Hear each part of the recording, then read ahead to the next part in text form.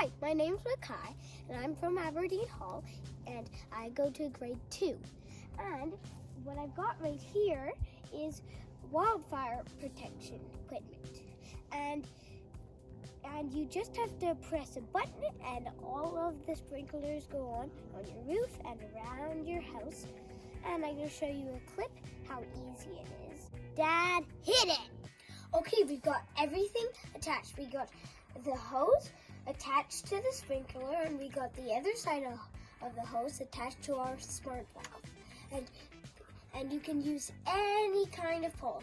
But what I'm using is a painter's pole. Hold it like this, and put it on. Hold this like that. Tip it on a little bit of an angle. Boom.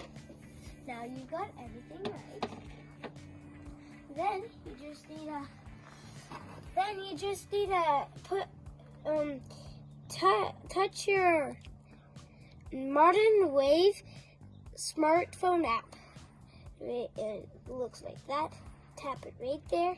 Then you just tap this, and you're gonna have to watch out because you're gonna get wet. 3, 2, 1.